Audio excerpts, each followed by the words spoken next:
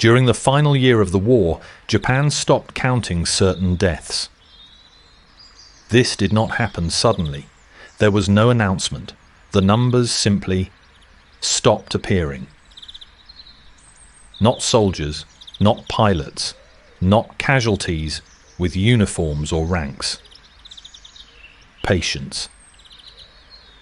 Hospitals near the coast were ordered to continue operating, even during air raids, especially during air raids, because the wounded had nowhere else to go. These hospitals were never meant to survive bombardment. They were built close to ports, close to transport routes, close to evacuation corridors that no longer functioned. When the bombing intensified, staff were instructed to prioritize containment. Not rescue, containment. This is the story of Ward 7, a medical ward that remained intact, structurally stable, undamaged by direct impact, and sealed while everyone inside was still breathing.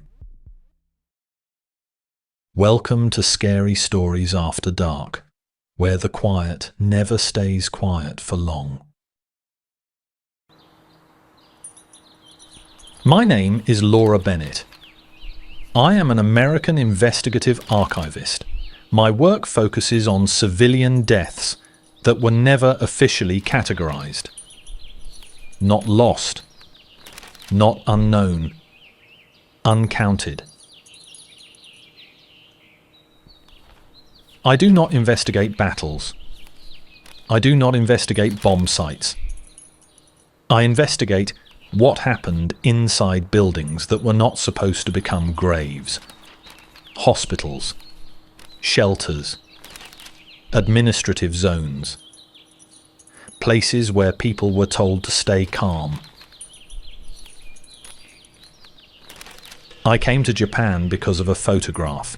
It was stored in a misfiled envelope. No date, no photographer credit, just a corridor, burned, empty. The walls were intact. The floor had not collapsed. And yet the space looked abandoned mid-moment. On the back of the photograph, written in uneven handwriting, was a single sentence. They were still calling for help.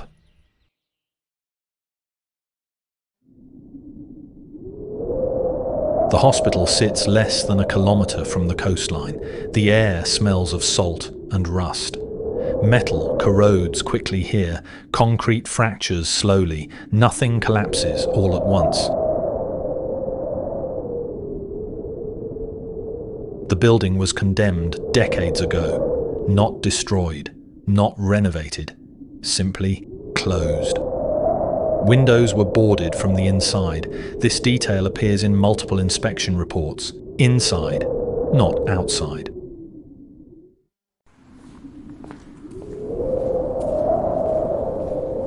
I entered through a maintenance corridor. The temperature dropped immediately.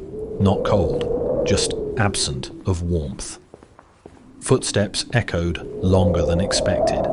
The sound did not return evenly. Some parts of the hallway absorbed it, others reflected it sharply. Ward 7 was on the 3rd floor. There were no signs directing toward it.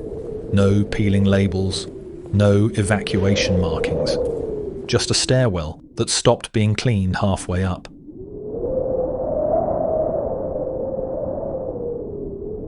The doors to Ward 7 were still there, steel, industrial, welded along the edges, not bent, not damaged, sealed deliberately.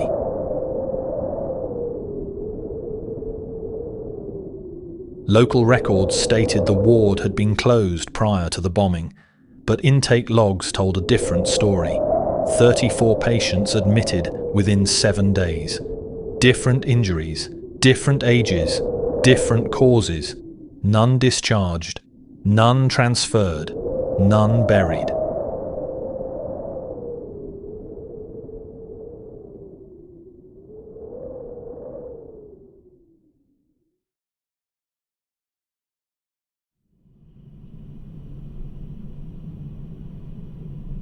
Ward 7 was not an emergency ward. It was not a trauma unit. Most of the patients were expected to survive. Some had burns, some had shrapnel wounds. Some were recovering from amputations performed elsewhere. A few were civilians injured during earlier raids. Elderly, teenagers, one child.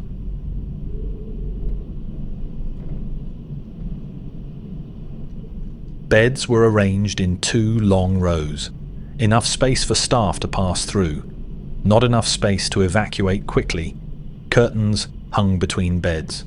Most were fused open by heat, but originally they were meant for privacy.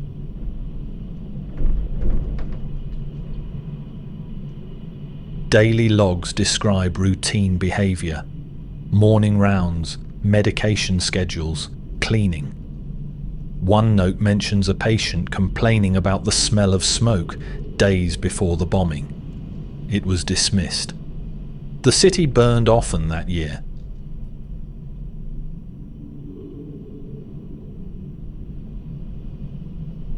Patients were told to remain in bed during alerts, not because it was safer, because movement caused panic. Panic slowed staff.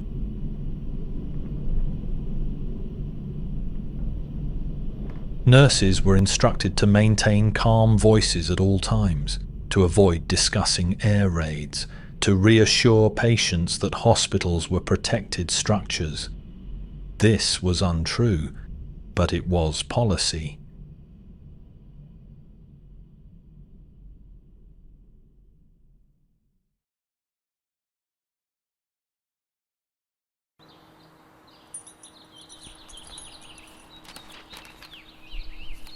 Nurse Keiko Yamamoto had been working at the hospital for 3 years. Her personnel file describes her as compliant, quiet, reliable. She lived less than 2 kilometers away. She did not evacuate with her family. Staff shortages made requests difficult to approve.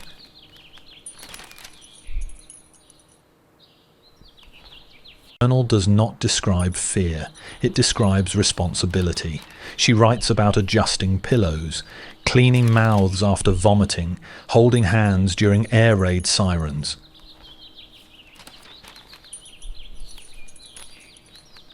One entry stands out, written 3 days before the bombing.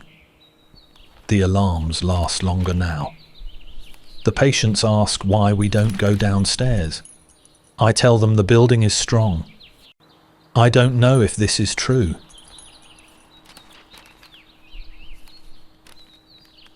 She never writes about wanting to leave. She writes about forgetting to eat, about counting breaths when the smoke smell returns, about how heavy the doors feel when closed.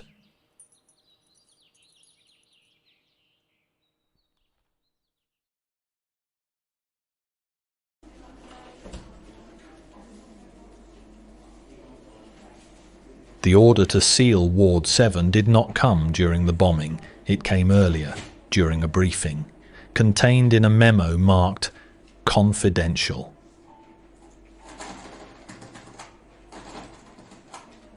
The language is procedural, not cruel, not emotional.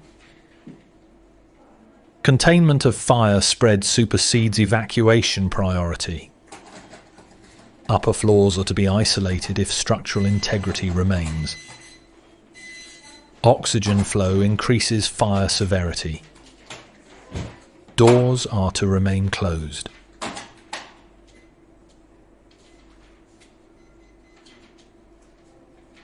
There is no mention of patients, no mention of nurses, only infrastructure.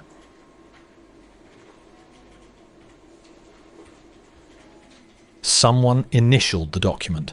Someone approved it. Someone welded the doors. These actions were separated by hours. No one person experienced the full consequence.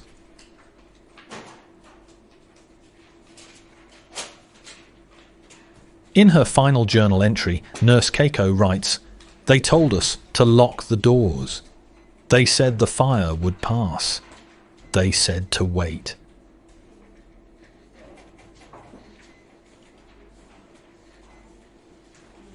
She does not write what she thought. She writes what she was told.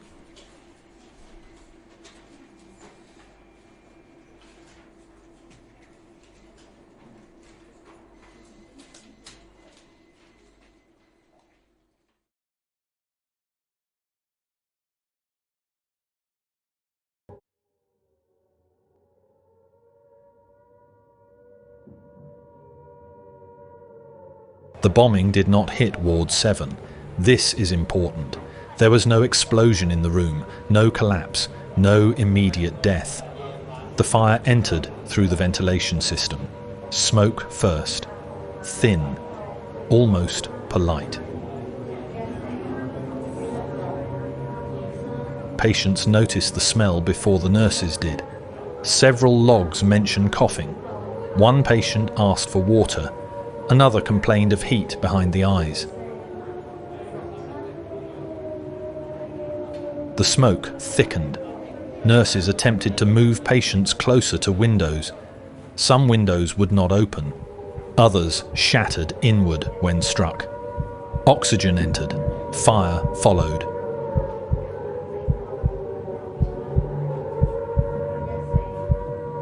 The heat increased unevenly.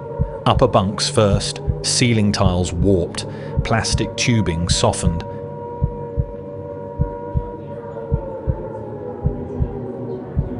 Some patients attempted to leave their beds. Those restrained could not. Sedated patients did not wake. They inhaled until they didn't. Nurse Keiko attempted the doors. They did not move. She pounded once, twice, then stopped.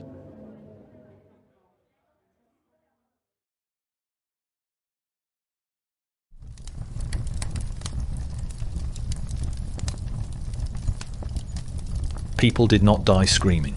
They died coughing, then wheezing, then quietly. Lungs filled. Oxygen disappeared. Pain did not peak. It dulled.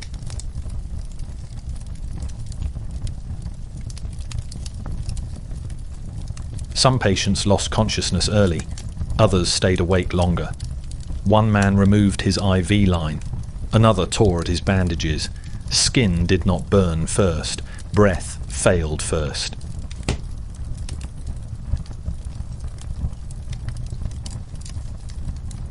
Nurse Keiko stayed moving. She covered faces with cloth. She attempted CPR on someone already gone. She did not leave. She could not. She collapsed less than 2 meters from the door. Her body blocked the exit. The heat took her last.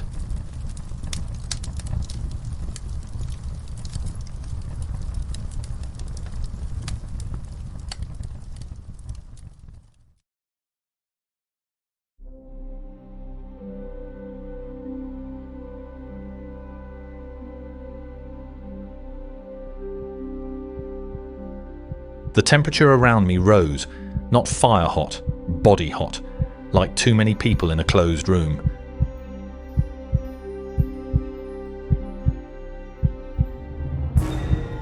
I smelled smoke, fresh, impossible. My flashlight dimmed, not flickered, dimmed.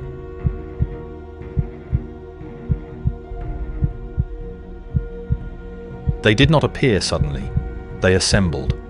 Patients still connected to melted equipment, limbs stiff, skin split and blackened, eyes sealed shut, lungs working out of habit.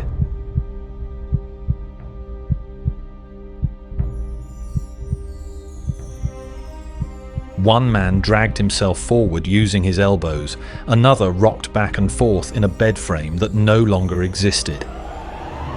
Nurse Keiko stood among them. Her uniform was fused to her body. She spoke calmly. They told us to wait. She said.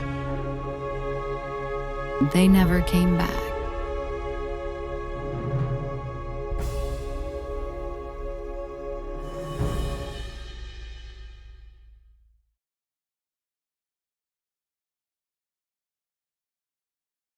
I read the names aloud. All 34. I read them slowly. I did not rush. I read the order. The one marked confidential. I said what it did. I said what it caused. I said who was left behind. I did not apologize. I did not forgive. I acknowledged. That was enough. The fire stopped burning. The bodies softened. Smoke lifted. One by one they lay down. For the first time.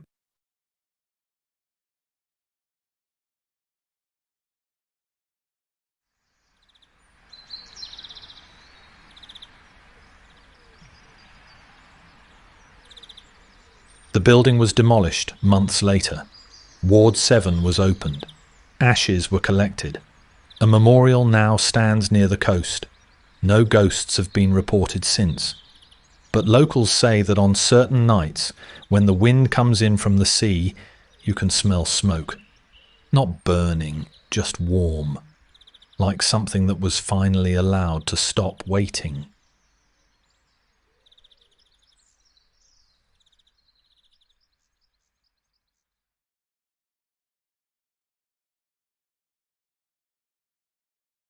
You've been listening to Scary Stories After Dark. Subscribe, if you dare.